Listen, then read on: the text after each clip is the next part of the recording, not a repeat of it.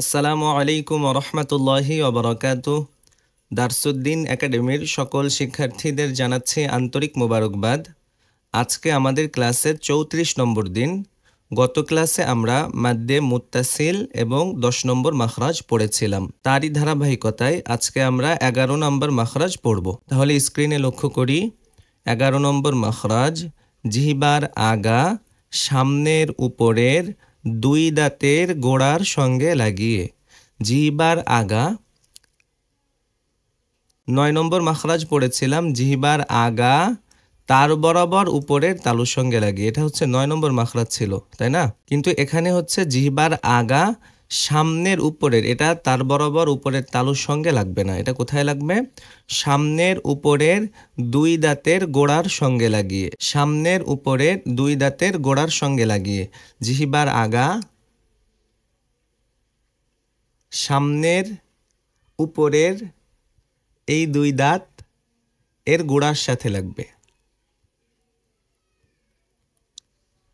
ত, দাল, তা, প, দাল, দাল। দাল বলার সময় জিহ্বাকে আমরা বিছায় দিচ্ছি না, দাল পাতলা। প বলার সময় জিহ্বাটা আঁটোসাঁটো হয়ে যাবে।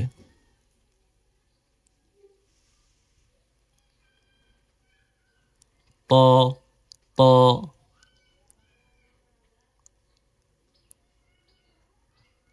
প, দাল, তা। তাহলে মাখরাজটা আবার পড়ি। জিহ্বার আগা সামনের উপরের দুই দাঁতের গোড়ার সঙ্গে লাগিয়ে। জিহ্বার আগা সামনের উপরের দুই দাঁতের গোড়ার সঙ্গে লাগিয়ে। জিহ্বার আগা সামনের উপরের দুই দাঁতের গোড়ার সঙ্গে লাগিয়ে। মুখস্থ করেন। জিহ্বার আগা সামনের উপরের দুই দাঁতের গোড়ার সঙ্গে লাগিয়ে। জিহ্বার আগা সামনের উপরের দুই দাঁতের গোড়ার সঙ্গে লাগিয়ে। জিহ্বার আগা সামনের উপরের দুই দাঁতের গোড়ার সঙ্গে লাগিয়ে। পড়ে ফেলেন। জিহ্বার আগা সামনের উপরের দুই দাঁতের গোড়ার সঙ্গে লাগিয়ে উচ্চারিত হয় প, দাল, তা। প, দাল, তা। প, দাল, তা। তাও পাতলা, দালও পাতলা, শুধু মোটা হচ্ছে প হরফ। প, দাল, তা। ঠিক আছে। জিহ্বার আগা সামনের উপরের দুই দাঁতের গোড়ার সঙ্গে লাগিয়ে বলেন। জিহ্বার আগা সামনের উপরের দুই দাঁতের গোড়ার সঙ্গে লাগিয়ে। আবার বলেন। জিহ্বার আগা সামনে উপরের দুই দাঁতের গোড়ার সঙ্গে লাগিয়ে। জিহ্বার আগা সামনের উপরের দুই দাঁতের গোড়ার সঙ্গে লাগিয়ে উচ্চারিত হয় প, দাল, তা। জিহ্বার আগা সামনের উপরের দুই দাঁতের গোড়ার সঙ্গে লাগিয়ে উচ্চারিত হয় প, দাল, তা। খুব সুন্দরভাবে মাখরাজটা মুখস্থ করে নেবেন। এখনো যদি ভালোভাবে মুখস্থ হয়ে না থাকে তাহলে ভিডিওকে বন্ধ করে দিবেন, বন্ধ করে এটা সুন্দর করে মুখস্থ করে নেবেন। ঠিক আছে ইনশাআল্লাহ। এখন আমরা নিয়মতান্ত্রিক পড়ায় ফিরে যাচ্ছি।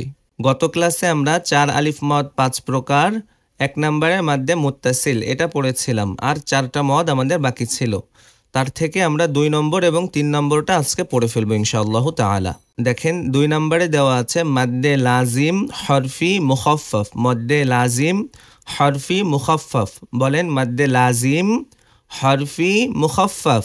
মাদ্দে লাজিম হরফি মুখাফফাফ। মাদ্দে লাজিম হরফি মুসাক্কাল। মুখাফফাফ আর মুসাক্কাল। হরফি মানে হচ্ছে হরফের সাথে সম্পৃক্ত যে মাদগুলো, আর কালমি মানে হচ্ছে কালিমা অথবা বাক্য, বাক্যর সাথে সম্পৃক্ত যে মাদগুলো। ঠিক আছে। যেই মাদ হরফের সাথে সম্পৃক্ত সেই মাদ হচ্ছে হরফি, আর যেই মদ কালিমা অথবা বাক্য, আরবিতে কালিমা বলে, বাংলায় বাক্য বলে। ঠিক আছে। তো বাক্যের সাথে যেই মদের সম্পর্ক সেই মাদের নাম হচ্ছে কালমি। এতটুকু বুঝে আসছে ইনশাআল্লাহ যে যে মদগুলো হরফের সাথে সম্পর্ক সেই মদগুলো হরফি হবে, এবং যে মদগুলো কালিমা বা বাক্যের সাথে সম্পৃক্ত সেই মদগুলো কালমি হবে। ঠিক আছে। তাহলে প্রথম দুটোর পরে লক্ষ্য করি। মাদ্দে লাজিম হরফি মুখাফফাফ, মাদ্দে লাজিম হরফি মুসাক্কাল। মাদ্দে লাজিম হরফি মুখাফফাফ। বলেন মাদ্দে লাজিম হরফি মুখাফফাফ, মাদ্দে লাজিম হরফি মুসাক্কাল। মাদ্দে লাজিম হরফি মুসাক্কাল। 3 নাম্বারটা হচ্ছে মুসাক্কাল, 2 নাম্বারটা হচ্ছে মুখাফফাফ। ঠিক আছে, মুখস্থ না হলে আরো 2-4 বার পড়ে এটা মুখস্থ করে ফেলবেন, সহজ। মাদ্দে লাজিম হরফি মুখাফফাফ, মাদ্দে লাজিম হরফি মুসাক্কাল, মাদ্দে লাজিম হরফি মুখাফফাফ, মাদ্দে লাজিম হরফি মুসাক্কাল। তাহলে আজকে হচ্ছে আমরা মাদ্দে লাজিম হরফি মুখাফফাফ পড়ব ইনশাআল্লাহ। হরফের উপর মোটা চিহ্ন, মোটা চিহ্ন বলতে হচ্ছে এই 4 আলিফের উপরে যে চিহ্নটা থাকবে, অর্থাৎ হরফের উপরে এই চিহ্নটা থাকলে আমরা 4 আলিফ টেনে পড়ব, ঠিক আছে, এটাই হচ্ছে সহজ। হরফের উপরে মোটা চিহ্ন বামে তাসদিদ না থাকলে, হরফের উপরে মোটা চিহ্ন বামে তাসদিদ না থাকলে হরফটিকে আমরা 4 আলিফ টেনে পড়ব। হরফটিকে আমরা কয় আলিফ টেনে পড়ব? 4 আলিফ টেনে পড়ব। ইহাকে মাদ্দে লাজিম হরফি মুখাফফাফ বলে। যেমন নুন, দেখছেন নুনের উপরে কিন্তু 4 আলিফের চিহ্ন দেওয়া আছে। কফ, কফের উপরে 4 আলিফের চিহ্ন দেওয়া আছে। হরফের উপরে মোটা চিহ্ন বামে তাসদিদ না থাকলে হরফটিকে 4 আলিফ টেনে পড়তে হয়। হরফের উপরে মোটা চিহ্ন বামে তাসদিদ না থাকলে হরফটিকে 4 আলিফ টেনে পড়তে হয়। হরফের উপরে মোটা চিহ্ন বামে তাসদিদ না থাকলে, বামে তাসদিদ না থাকলে, বামে তাসদিদ না থাকলে হরফের উপরে মোটা চিহ্ন বামে তাসদিদ না থাকলে হরফটিকে 4 আলিফ টেনে পড়তে হয়। হরফটিকে 4 আলিফ টেনে পড়তে হয়। হরফটিকে কয় আলিফ টেনে পড়তে হয়? হরফটিকে 4 আলিফ টেনে পড়তে হয়। হরফের উপরে মোটা চিহ্ন, কি চিহ্ন? মোটা চিহ্ন। হরফের উপরে মোটা চিহ্ন বামে তাসদিদ না থাকলে হরফটিকে কয় আলিফ টেনে পড়তে হয়? 4 আলিফ টেনে পড়তে হয়। ইহাকে মাদ্দে লাজিম হরফি মুখাফফাফ বলে। ইহাকে মাদ্দে লাজিম হরফি মুখাফফাফ বলে। ইহাকে মাদ্দে লাজিম হরফি মুখাফফাফ বলে। আশা করছি মুখস্থ হয়ে গেছে। তো এখনো যদি মুখস্থ না হয় তাহলে ভিডিওকে বন্ধ করেন, বন্ধ করে নিজে নিজে কয়েকবার পড়ুন, দেখেন মুখস্থ হয়ে যাবে ইনশাআল্লাহ। সহজ মাদ। হরফের উপরে মোটা চিহ্ন আসতে হবে, মূল কথা হচ্ছে এটা। হরফের উপরে মোটা চিহ্ন, নুনের উপরে মোটা চিহ্ন পাইছি তো টানতে হবে 4 আলিফ, ঠিক আছে, সহজ কথা। যেমন নুন, কফ, صاد طاسين ياسين حميم عين سين قاف كاف ها يا عين صاد। ঠিক আছে, এবার হচ্ছে 3 নম্বরে মাদ্দে লাজিম হরফি মুসাক্কাল।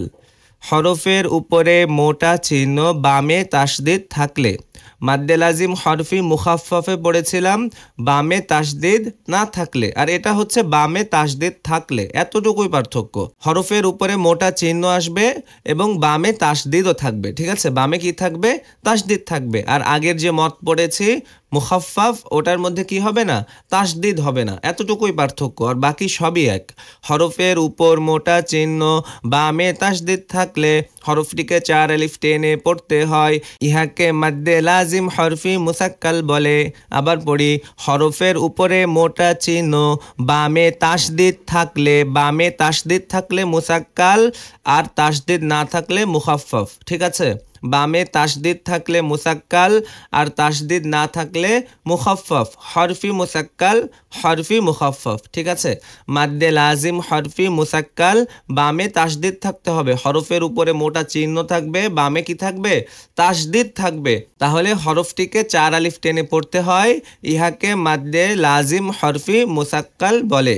আশা করি এটা মুখস্থ হয়ে যাওয়ার কথা যদি আগেরটা মুখস্থ হয়ে থাকে। যেমন আলিফ লাম মিম তাসিম মিম। আলিফ লাম মিম صاد। আলিফ লাম মিম রা। তাহলে আজকের পড়া থেকে আমরা শিখলাম 11 নম্বর মাখরাজ, জিহ্বার আগা সামনের উপরের দুই দাঁতের গোড়ার সঙ্গে লাগিয়ে ত দাল তা। আর শিখলাম মাদ্দে লাজিম হরফি মুখাফফাফ, হরফের উপরে মোটা চিহ্ন বামে তাসদিদ না থাকলে হরফটিকে 4 আলিফ টেনে পড়তে হয়, যেমন হামিম। এবং মাদ্দে লাজিম হরফি মুসাক্কাল, হরফের উপরে মোটা চিহ্ন বামে তাসদিদ থাকলে হরফটিকে কয় আলিফ টানবো? 4 আলিফ টেনে পড়বো। ইহাকে মাদ্দে লাজিম হরফি মুসাক্কাল বলে, যেমন আলিফ লাম মিম, মিমের উপরে তাসদিদ আসছে, দেখছেন তো, আলিফ লাম মিম। আশা করছি পড়াটা সুন্দরভাবে পড়বেন এবং উস্তাদজিদের কাছে খুব ভালোভাবে পড়াটা দিবেন। আজকের ক্লাস এ পর্যন্তই ছিল। সকলে ভালো থাকুন, সুস্থ থাকুন, আল্লাহর কাছে দোয়াই করছি। আসসালামু আলাইকুম ওয়া রাহমাতুল্লাহি ওয়া বারাকাতুহু।